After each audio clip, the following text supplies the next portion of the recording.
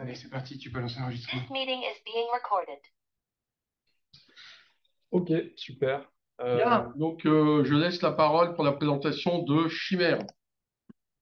Alors merci Hervé, merci beaucoup pour l'invitation. Je suis vraiment ravi d'être là aujourd'hui parmi vous. Donc ça, je vais vous présenter Chimère, mais je vais aussi vous présenter le SDP, le Software Defined Perimeter, qui est un modèle réseau et de contrôle d'accès qui va me permettre d'introduire Chimère par la suite.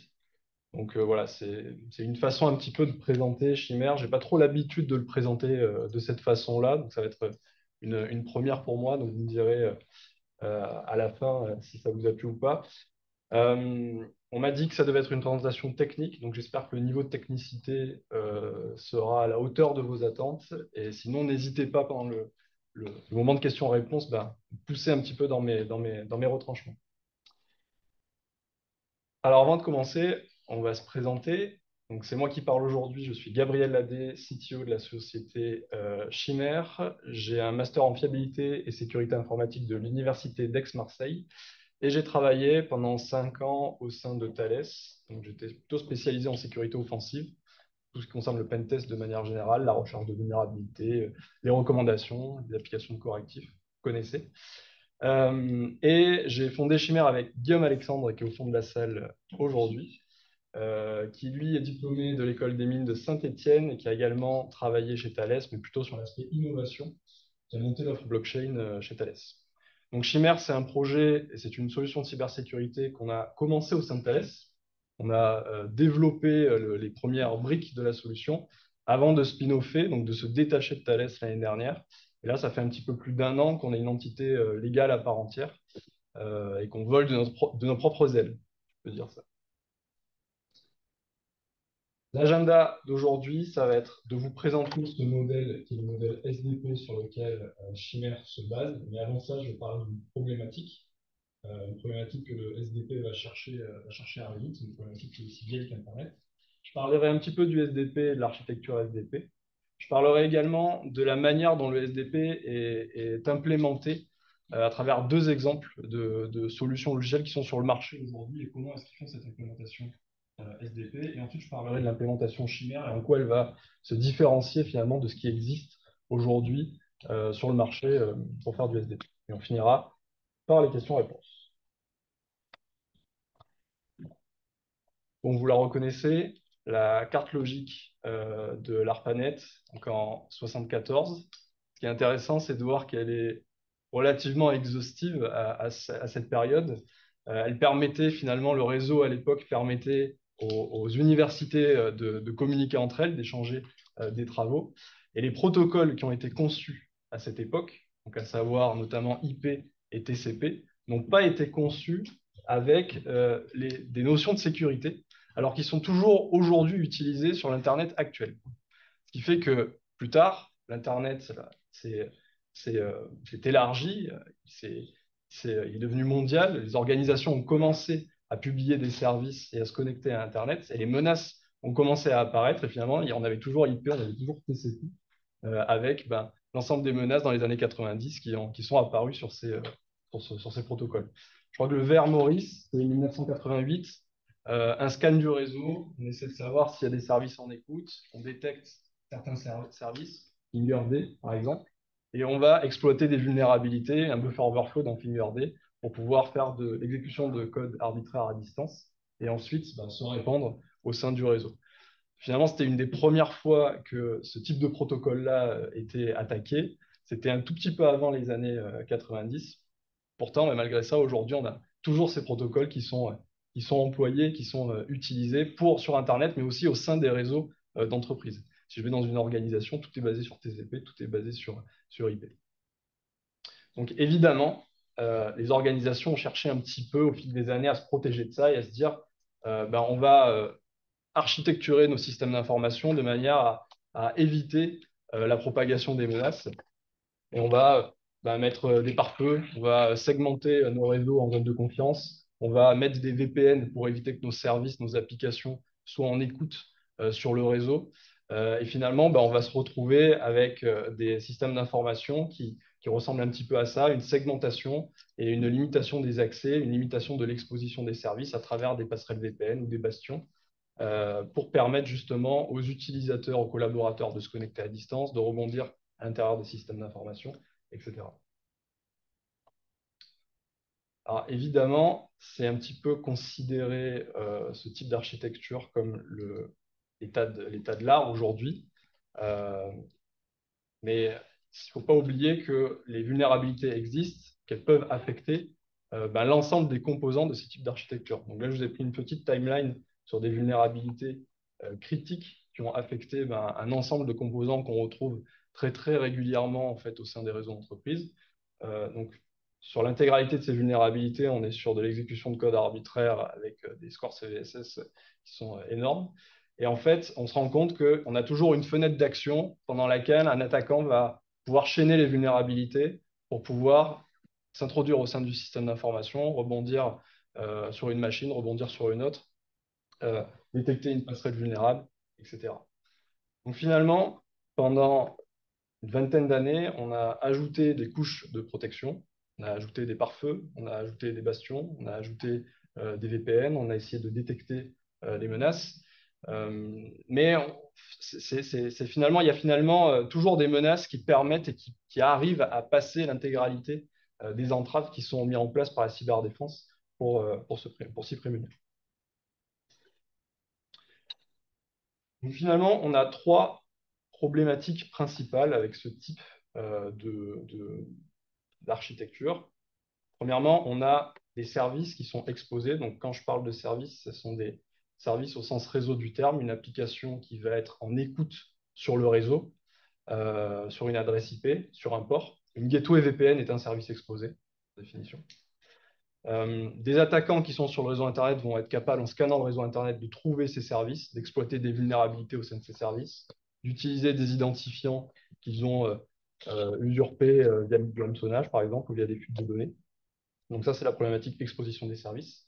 On va avoir de la défense périmétrique, donc on va organiser notre système d'information en zone de confiance, en configurant des pare-feux. Et on va avoir du contrôle d'accès en disant tel utilisateur a la possibilité d'accéder à telle zone finalement, mais une fois qu'il est dans la zone, il peut rebondir un petit peu où il veut dans cette zone-là. Quand je monte un réseau VPN, en réalité, j'ai accès à tout un réseau ou un sous-réseau et je peux finalement réaliser l'ensemble des attaques que je peux réaliser sur TCP ou sur IP une fois que le VPN est monté. Donc, je vais vous parler d'un modèle qui est le modèle SDP pour Software Defined Perimeter. Donc, c'est un modèle qui va essayer de résoudre un petit peu ces trois problématiques-là d'une façon un peu innovante. Ce modèle, il a été amené par la Cloud Security Alliance. Donc, la Cloud Security Alliance, c'est une organisation américaine à but non lucratif qui a pour but de promouvoir la sécurité dans le cloud computing et la manière d'utiliser le cloud computing pour faire de la sécurité. Et le but de ce modèle SDP, de cette architecture SDP, ça va être plusieurs choses. Ça va être, premièrement, de parvenir à cacher des réseaux et des ressources. On va voir ce que ça veut dire cacher des réseaux et des ressources. Ça va permettre d'interdire des accès aux utilisateurs non autorisés. Ça, on connaît, on sait le faire avec des méthodes un peu plus classiques du bastion, par exemple. Ça va apporter un modèle de politique qui est basé sur l'identité de l'utilisateur et non plus forcément sur une adresse IP, par exemple, comme pourrait le faire un firewall de manière générale. Et ça va fournir de la micro-segmentation, c'est-à-dire qu'on va arrêter de donner accès à un réseau, on va donner accès à une application, et un utilisateur a accès à une application ou à un ensemble d'applications, mais il n'a pas accès à un réseau. Il ne peut pas rebondir finalement d'une application à une autre.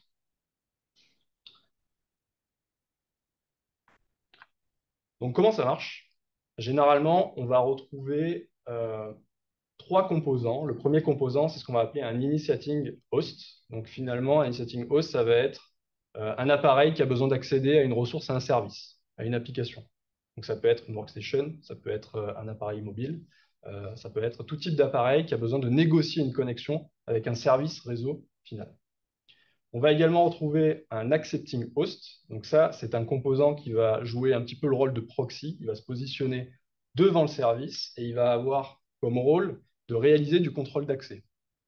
Donc l'initiating host se connecte à l'accepting host, s'authentifie, et ensuite l'accepting host donne les droits d'accès à l'ensemble des services auxquels l'utilisateur, en tout cas l'initiating host, a accès. Et on va aussi retrouver un dernier composant qui est le contrôleur. Lui, son but, ça va être de gérer des listes d'utilisateurs, de gérer des listes d'accepting host et de dire, bah, finalement, cet utilisateur a le droit d'accéder à tel service à travers tel accepting host. Et ce qui va se passer, c'est que lorsque l'initiating host a besoin d'accéder à un service, il va tout d'abord s'authentifier auprès du contrôleur et récupérer l'ensemble des informations qui lui permettent de négocier une connexion jusqu'à un service à travers un accepting host. Donc, les informations, ça peut être tout type d'informations, ça va dépendre de l'implémentation, ça peut être de l'adresse IP, ça peut être des éléments cryptographiques, mais généralement, il se connecte, il s'authentifie, il récupère la liste, et là, il sait comment initier et comment négocier une connexion jusqu'à un service à travers l'accepting host. Les communications se font sur des canaux différents. Donc, on a un canal de contrôle pour les communications entre l'initiative host et le contrôleur, de la même façon pour l'accepting host et le contrôleur. Et on a un canal de données entre l'initiating host et l'accepting host. Donc, une fois que finalement le contrôleur, c'est un petit peu le cerveau de ce modèle-là, c'est lui qui va indiquer qui a accès à quoi, qui va donner les accès finalement entre l'initiating host et le service final à travers l'accepting host.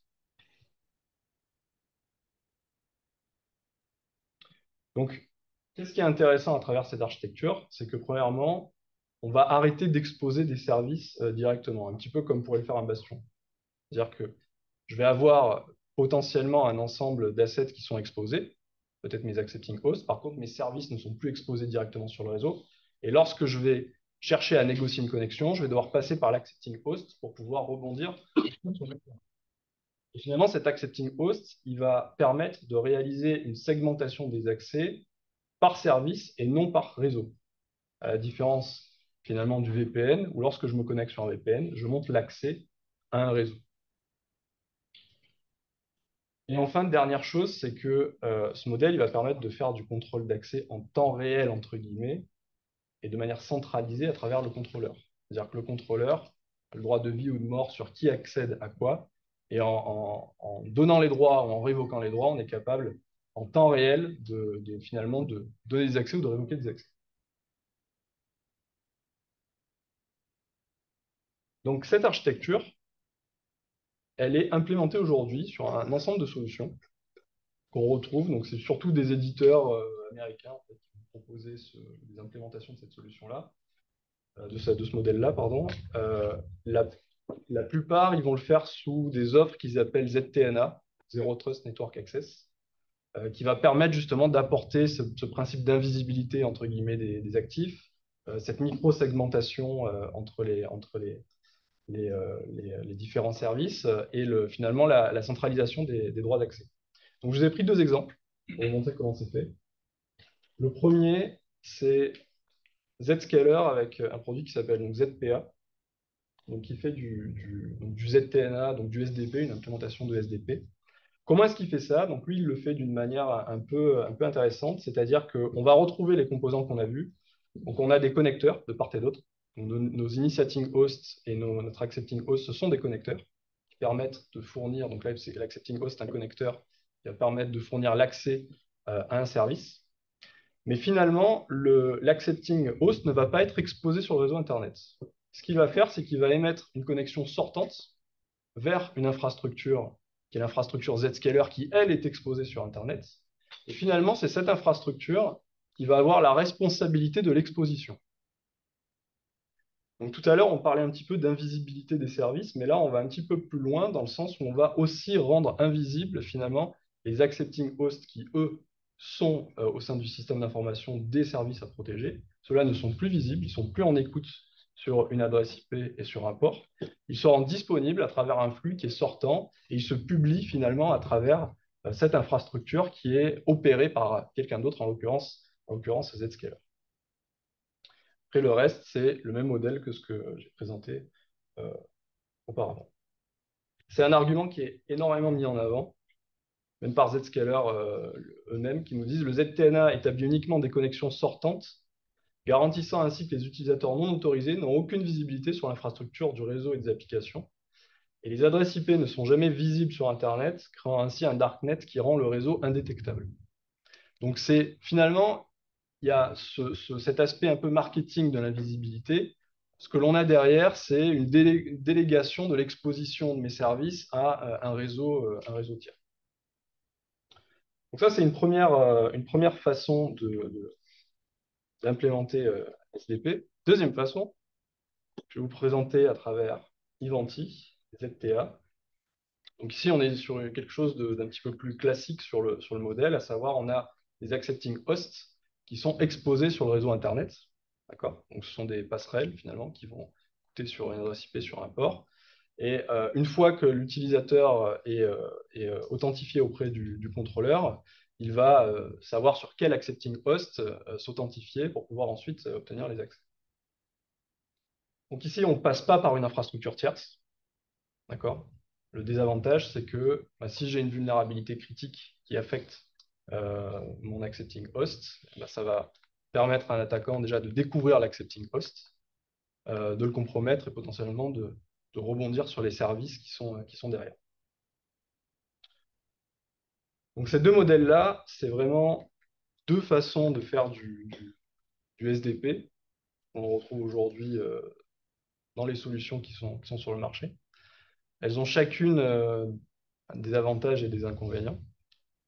Quand on parle de Zscaler, en fait, on a affaire à un broker tiers. Et finalement, l'avantage, c'est qu'on va avoir une invisibilité, entre guillemets, des points d'entrée, en tout cas des points d'entrée du système d'information du client qui utilise la solution, même si les points d'entrée de Zscaler, eux, sont exposés sur le réseau Internet. Par contre, on n'est pas indépendant, c'est-à-dire qu'on va dépendre finalement de l'infrastructure Zscaler, notamment pas mal d'aspects sur l'accès aux services. Zscaler peut potentiellement accéder aux services. Et sur aussi la disponibilité. Finalement, si l'infrastructure tombe, mes services ne sont plus accessibles. Lorsqu'on est sur une implémentation de passerelles exposées, les points d'entrée ne sont pas invisibles. Donc les passerelles sont trouvables par quiconque scannerait le réseau Internet, d'accord? Donc attaquable. Par contre, on est indépendant. Donc, si ma passerelle elle tombe, je suis capable de la remonter, c'est moi qui l'opère, etc. Donc deux approches avec finalement chacune leurs avantages, leurs inconvénients. Et finalement, est-ce qu'on ne pourrait pas réussir à allier un petit peu le meilleur des deux mondes en proposant une solution SDP, ZTNA, qui puisse permettre de conserver la disparition des points d'entrée sur le réseau Internet tout en gardant une certaine indépendance? Donc c'est là où je veux en venir, et c'est ce que l'on a fait lorsqu'on a conçu Chimère. Chimère, ça va être une solution ZTNA, SDP, qui va permettre justement d'apporter cette invisibilité, entre guillemets, d'apporter cette micro-segmentation et d'apporter une indépendance vis-à-vis du tiers de confiance. Donc comment ça marche? On a conçu un réseau, on voit au centre de cette slide, c'est un ensemble de nœuds qui, eux, sont exposés sur Internet. Donc, vous allez me dire, mais d'accord, les nœuds sont exposés, ça veut dire que si je les attaque, je peux remonter au service. Ce réseau, il va permettre de mettre en relation des utilisateurs et des services. Ce réseau, finalement, c'est un peu donc l'intermédiaire, c'est l'équivalent de ce qu'on voit chez Zscaler, le cloud de Zscaler. Et il va avoir un certain nombre de propriétés, un certain nombre de caractéristiques que je vais présenter juste après. En plus de ça, on a développé des agents. Donc un agent qui s'installe sur les postes de travail sur les devices, donc c'est l'initiating host, en réalité, équivalent finalement un petit peu d'un client VPN. Et on a développé un agent qui s'installe sur le réseau d'entreprise, sur les serveurs, qui lui va également émettre des flux TCP exclusivement sortants, TLS sortants, jusqu'au réseau Chimère, de manière à pouvoir publier les services sur le réseau Chimère et éviter qu'ils soient trouvables et scannables par n'importe qui. Et en plus de ça, nous avons un contrôleur qui permet de gérer des listes d'utilisateurs, des listes de services, qui permet de faire le temps réel dont je parlais tout à l'heure. Tel utilisateur a le droit d'accéder à tel service, ou de révoquer finalement les droits d'accès. Pour l'instant, rien de particulièrement qui sorte de l'ordinaire lorsque l'on voit ça. On se rend compte qu'on est dans la première implémentation, donc l'existence d'un broker auquel on dépend. Mais du coup, notre objectif, c'est de dire comment faire pour atteindre un degré de zéro trust qui fait qu'on n'a plus besoin de faire confiance finalement en cet intermédiaire. On a travaillé ce réseau-là, on a essayé de trouver des méthodes qui permettent de ne pas avoir à faire confiance dans ce réseau. La première propriété du réseau, c'est d'empêcher que l'opérateur du réseau, que quiconque à l'intérieur du réseau puisse négocier une connexion avec des services qui sont publiés au sein du réseau s'il ne détient pas les clés cryptographiques associées à chaque service. Donc le réseau est conçu de cette façon-là. Même si on est à l'intérieur du réseau, on n'est pas capable de se connecter aux services qui sont publiés au sein du réseau si on ne connaît pas la clé cryptographique de chaque service sur le réseau. Donc ça, c'est un différenciant majeur avec l'ensemble des solutions SDP qu'on va retrouver sur le marché. Comment ça fonctionne? Alors, je ne vais pas rentrer spécifiquement dans le détail, mais je vous enverrai les slides si vous les souhaitez. En réalité, ce qui se passe, c'est qu'on utilise un mécanisme qui est un mécanisme de sécurité par le mouvement. Donc, ça veut dire que les services vont se publier à un certain endroit du réseau, à un instant T. À un instant T plus 1, ils seront à un autre endroit du réseau. Et pour pouvoir trouver où sont les services, eh ben, les services vont se déclarer au sein d'un ensemble d'annuaires sur une table de hachage distribuée sur le réseau et vont chiffrer finalement l'ensemble de ces informations avec une clé. Et cette clé, seuls les utilisateurs qui la connaissent peuvent trouver finalement les descripteurs qui permettent ensuite de négocier une connexion avec les services. Et toutes les 5 minutes, les services vont changer finalement vont changer de position sur le réseau et se rendre disponible à un autre endroit. Sachant qu'en réalité, ce n'est pas le service qui se rend disponible, c'est l'accepting host qui se rend disponible. Et une fois qu'on a accès à l'accepting host, on peut tenter de négocier une connexion avec le service et l'accepting host peut décider si oui ou non il établit la connexion à travers un nœud tiers du réseau. Donc finalement, on est sur un mécanisme qui est assez intéressant parce chaque service va gérer une paire de clés et la partie publique de cette clé va permettre à un utilisateur de négocier une connexion jusqu'au service final. Et si on ne connaît pas la partie publique de cette clé, de cette paire de clés, on n'est pas capable de négocier une connexion. Donc, vous l'avez deviné, celui qui va gérer l'ensemble de ces clés publiques de chaque service, c'est le contrôleur. Et c'est le contrôleur qui va, une fois que l'initiating host est authentifié, distribuer les clés publiques qui permettent de négocier une connexion avec les services. Deuxième propriété, celle-là, elle est beaucoup plus simple à comprendre, c'est qu'on a du chiffrement de bout en bout qui est natif et qui n'est pas en option. Donc, chaque fois qu'on a une connexion qui est négociée entre un initiating host et un service, cette connexion est chiffrée de bout en bout. À savoir que l'algorithme de chiffrement, c'est de l'AES 128 en counter mode. Les nœuds du réseau communiquent eux-mêmes à travers des connexions TLS, de la même façon que les agents communiquent avec les nœuds avec des connexions TLS. Et dernière chose, les clés de session sont négociées avec du Diffie-Hellman à courbe elliptique. Troisième propriété, ça va être l'indépendance sur la disponibilité. Comment est-ce qu'on devient finalement indépendant d'un réseau qui est géré potentiellement par un tiers? Et bien, finalement, c'est en permettant que ce réseau puisse être géré en partie par vous-même. C'est-à-dire que si vous avez la possibilité d'opérer des nœuds du réseau, et bien en réalité, vous allez être capable finalement de ne plus avoir à faire confiance à un acteur tiers sur cette disponibilité. Si j'ai un nœud qui tombe, je suis capable de le remonter. Donc, ce que va faire le réseau Chimère, c'est d'apporter cette propriété, de permettre finalement à des acteurs de confiance de gérer finalement des nœuds du réseau, mais tout en conservant les propriétés 1 et 2 qu'on vient de voir. Donc, tout en conservant du chiffrement bout en bout et tout en conservant le mécanisme d'accès par clé cryptographique. Parce que sans ça, en réalité, on est obligé de faire confiance finalement à l'opérateur du réseau. Donc finalement, ces 3 propriétés, elles vont nous permettre d'apporter ce mécanisme SDP dans lequel on peut ne pas avoir confiance, donc un réseau dans lequel on peut ne pas avoir confiance, en conservant toutes les propriétés qui ont été mises sur la table par la CSA initialement. Alors peut-être que certains l'auront compris, en fait, la plupart de ces mécanismes, on ne les a pas inventés. On les a récupérés d'une technologie qui existe déjà, qui n'est pas du tout utilisée pour faire du SDP ou du ZTNA à l'heure actuelle. Et cette technologie, alors, je reviens, j'en parlerai juste après, mais je l'ai dit, donc finalement, propose de l'invisibilité sur les points d'entrée et sur l'indépendance. Cette technologie, c'est finalement la technologie Tor, donc l'implémentation Tor. Ce que va proposer l'implémentation Tor, c'est que déjà, c'est un réseau communautaire sur lequel n'importe qui peut apporter des nœuds. Donc ça veut dire que c'est un réseau qui a été conçu finalement pour être résilient en cas de menace interne.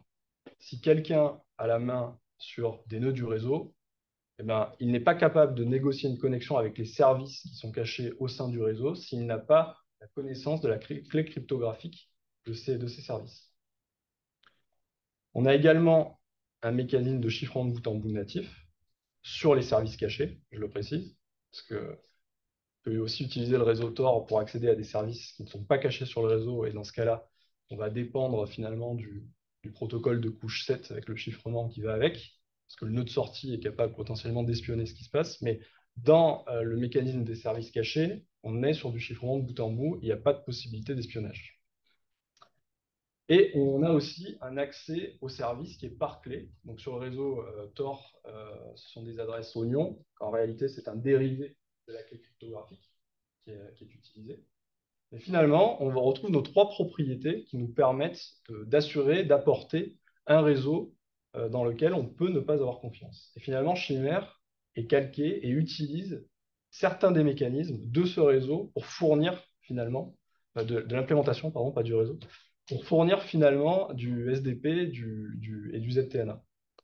Alors, il y a des mécanismes qui ne nous intéressent pas, qui sont fournis par Tor. Tout ce qui va concerner l'anonymat de manière générale, c'est quelque chose dont on s'est défait, parce qu'en réalité, ce n'est pas quelque chose que les entreprises veulent. Les entreprises veulent savoir qui accède à leurs services, à quel moment et avec quelle adresse IP.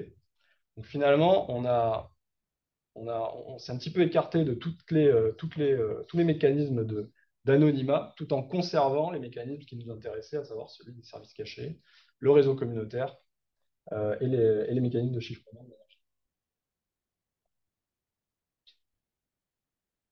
Il faut bien garder en tête que le réseau Chimère, ce n'est pas le réseau Tor. Le réseau Chimère n'est pas le réseau Tor. Les réseaux sont distincts. Mais certains mécanismes sous-jacents sont communs.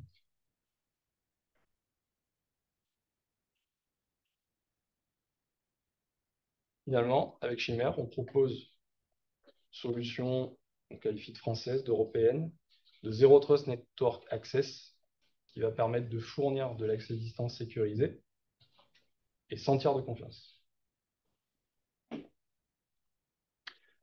Alors, sur quoi il fonctionne ce réseau?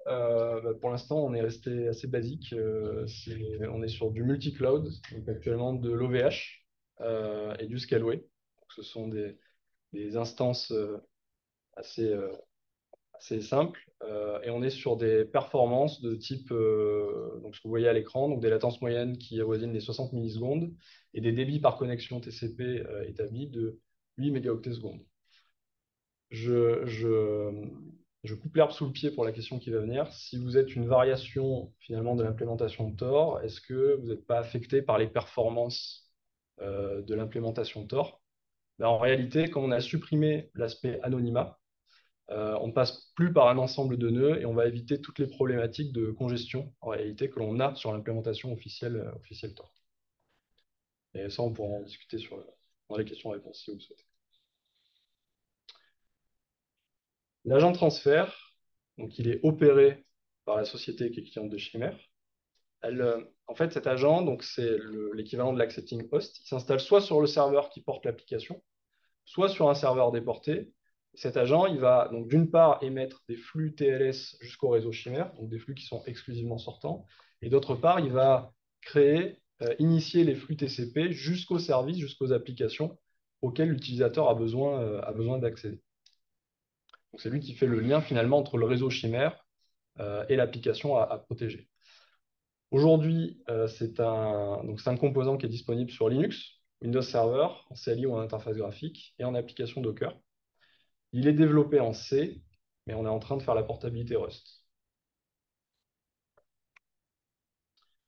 Et l'agent utilisateur, donc c'est du côté du device, cette fois, qui a besoin d'accéder. C'est un petit peu l'équivalent d'un client VPN, qu'il est opéré soit par l'utilisateur, soit par la société de l'utilisateur, dans le cas où le poste est managé.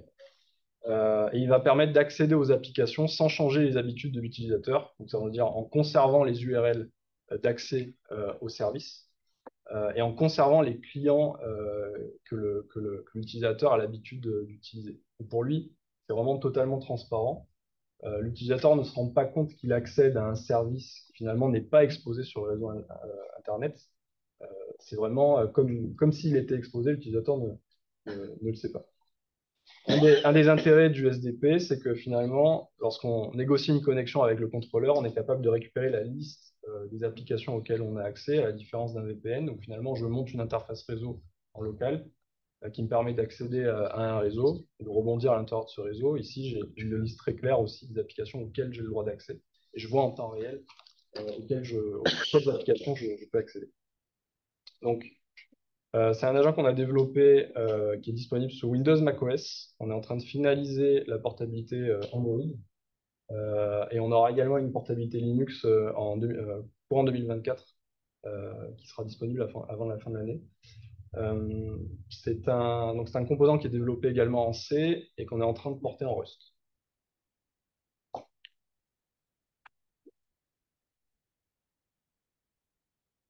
L'équivalent du contrôleur chez Chimère, c'est le manager. C'est une application Docker qui va gérer les clés cryptographiques et qui va permettre de propager et de révoquer les droits d'accès. Donc elle est opérée par la société qui souhaite se protéger. Et ce manager, donc, il est sensible, vous l'avez compris, parce que comme il gère les clés, finalement, suivant qui l'héberge, ben, la personne, enfin, l'entité est capable, de négocier une connexion avec les services ou non. Donc, nous, on propose deux choses, soit de l'héberger chez nous, soit de proposer à la société de l'héberger chez elle on-premise. Donc, ça va dépendre, en fait, évidemment, des conditions de facilité de l'intégration de la solution et du niveau de confidentialité qu'elle souhaite avoir avec une solution ZTNA. C'est un manager qui synchronise aussi avec les fournisseurs d'identité via du SCIM ou qui permet de gérer les informations d'identité en standalone. Donc, aujourd'hui, on se synchronise avec de l'Active Directory ou de l'Okta au choix. Et je terminerai avec les cas d'usage. Donc, c'est une solution qui est déjà commercialisée aujourd'hui, déjà vendue. Donc voilà un ensemble de cas d'usage qu'on traite avec nos clients. Donc, un premier cas d'usage, ça va être des accès à l'administration, SSH, RDP, VDI, pour finalement permettre de l'accès sécurisé sans avoir à exposer ce type d'application sur le réseau Internet, sans avoir à fournir un accès VPN.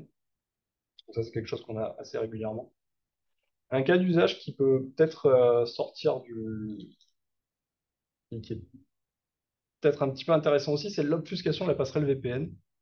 On a certains clients qui nous disent, moi j'ai déjà une passerelle VPN qui est intégrée chez moi qui me permet de faire de l'accès, mais cette passerelle, elle est exposée. Est-ce que je peux utiliser Chimère pour obfusquer la passerelle, ou en tout cas faire en sorte que la passerelle ne soit plus en écoute sur une adresse IP, sur un port? C'est un cas d'usage que l'on a. On a aussi tout ce qui va être nomadisme numérique, donc par exemple des chauffeurs-livreurs qui ont besoin d'accéder à des informations ou de faire remonter des informations alors qu'ils sont sur le terrain avec leur poste de travail ou leurs appareils mobiles. Donc ça, c'est aussi des choses que l'on a. Et un dernier cas d'usage, c'est finalement l'accès prestataire.